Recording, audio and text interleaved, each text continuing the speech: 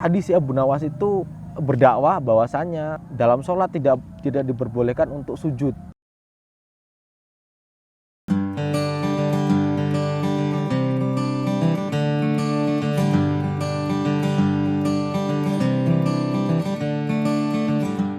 Assalamualaikum warahmatullahi wabarakatuh. Selamat sore teman-teman semua. Kembali lagi di Alkisah dengan saya Agung Silo.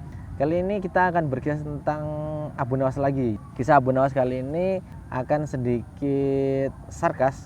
Jadi untuk teman-teman tolong disimak sampai video yang selesai. Oke, kisah ini diawali dari si Abu Nawas yang sedang bercerita di tengah-tengah kota.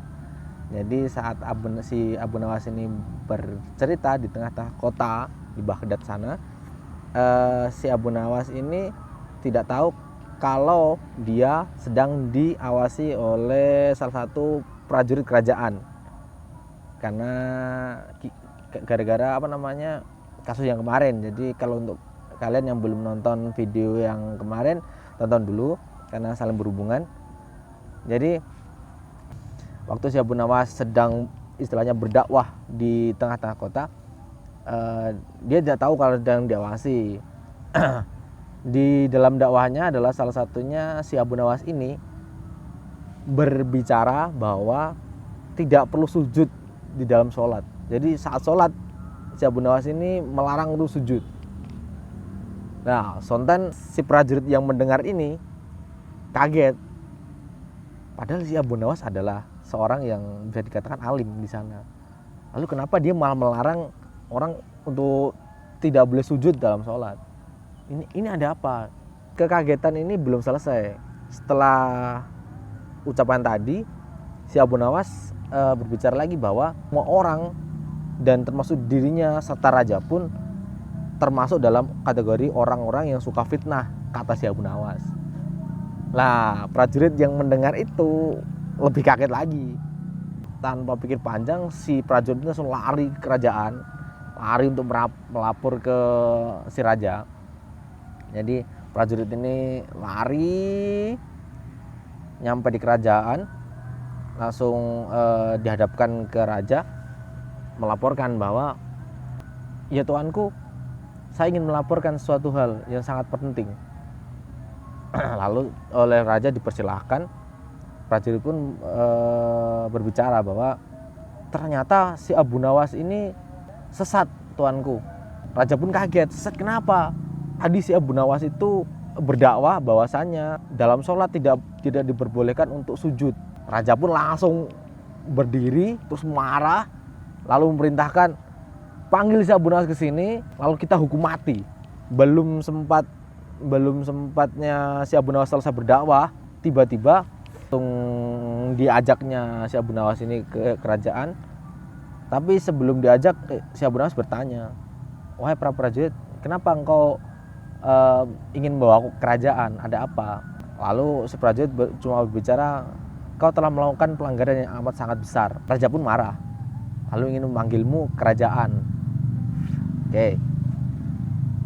Dari situ Abu Nawas tidak mendengar kejelasan ada apa dia dipanggil kerajaan. Lalu alih-alih untuk tidak membuat keributan di tengah kota, si Abu Nawas pun langsung ikut ke kerajaan. Sampainya di kerajaan, si Abu Nawas ini bertanya kepada raja, wahai raja, wahai tuanku, kenapa engkau memanggilku? Dan kata si prajurit yang engkau utus tadi, katanya engkau sedang marah kepadaku. Prajurit bilang bahwa engkau sedang marah kepadaku dan engkau ingin menghukum mati aku. Lalu raja pun berbicara, hai Abu Nawas, bukankah engkau telah membuat kesalahan yang amat sangat fatal? Abu Nawas pun berpikir, apa? Saya tidak pernah melakukan kesalahan yang amat sangat fatal di kerajaan ini, apa? Lalu si raja pun bertanya, jika kau belum tahu kesalahanmu, aku akan bertanya kepadamu.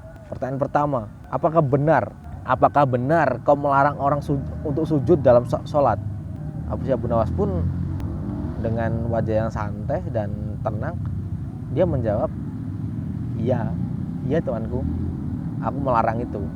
Oke, si raja pun, kau benar-benar sudah melakukan kesalahan yang amat sangat fatal, Abu Nawas. Terus pertanyaan terakhir, apakah benar kau bilang di dakwahmu bahwa aku dan semua orang di dunia ini suka dengan fitnah? Abu Nawas pun menjawab lagi dengan santai, iya benar tuanku, bahwa semua orang di dunia ini suka fitnah, tidak ada yang tidak suka fitnah. Lalu si raja pun berdiri lalu merintahkan pasukannya bawa Abu Nawas ke lapangan biar disaksikan orang banyak, lalu eksekusi mati. Di sana pun Abu Nawas tiba-tiba kaget, kenapa hanya dengan 2 pertanyaan dia harus dieksekusi mati. Lalu si Abu Nawas pun menyela omongan si raja, wahai tuanku, sebentar dulu, saya akan menjelaskan semuanya. Bahwa semua informasi yang sampai ke tuanku, yang tuanku dengar adalah informasi yang sepotong, tidak seutuhnya. Informasi yang tuanku dengar adalah informasi yang setengah. Jadi semua informasi yang tuanku dengar tadi kurang lengkap. Bahwasanya kenapa saya berbicara bahwa tidak boleh untuk sujud di dalam sholat, itu karena yang saya maksud adalah sholat untuk orang yang sudah meninggal. Jadi tuanku, yang saya maksud adalah sholat jenazah. Untuk prajurit tuanku yang melaporkan ini, sepertinya dia hanya mendengar sepotong bagian di belakangnya saja. Jadi informasi yang sampai di tuanku adalah saya menyampaikan bahwa tidak boleh ada sujud di dalam sholat. Tapi dia tidak tahu bahwa yang saya jelaskan adalah sholat jenazah. Seperti itu yang pertama tuanku. Yang kedua, kenapa saya berbicara bahwa semua orang menyukai fitnah, termasuk tuanku dan hamba. Kenapa? Karena di dalam Al-Quran dijelaskan bahwa fitnah itu yang dimaksud adalah ujian. Maksudnya adalah apakah tuanku itu mencintai istri dan anak tuanku? Lalu si raja pun menjawab, ya tentu, aku mencintai mereka dan aku menyukai mereka. Itu tuanku. Yang saya maksud adalah istri dan anak itu termasuk fitnah, atau dalam tanda kurung ujian dari Allah. Lalu raja pun dengan muka yang sedikit malu karena keputusan dan tindakannya terlalu gegabah.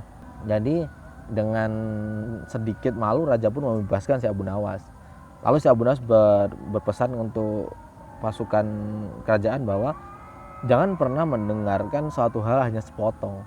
Jadi kalian harus mendengarkan semua dengan utuh, agar informasi yang sampai kepada tuanku raja benar-benar utuh, dan raja pun bisa membuat keputusan yang benar-benar bijaksana. Seperti itu.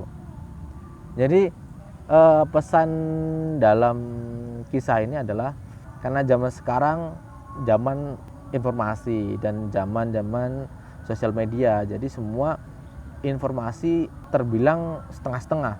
Jadi jangan terlalu cepat percaya dengan informasi di sosial media, walaupun itu masuk akal dan lain-lain. Karena kau harus mendengarkan seutuhnya informasi yang disajikan, jangan hanya sepotong saja. Makanya jangan kaget kalau hampir semua ulama berbicara bahwa semua di TV itu tidak benar. Ya, itu masuk akal. Kenapa? Karena yang disajikan hanya sepotong-sepotong, tidak seutuhnya, tidak benar-benar utuh yang disajikan. Makanya untuk teman-teman semua, cerna informasi, tolak hoak. Mari berkisah, tetap di Alkisah, mari berbagi. Terima kasih.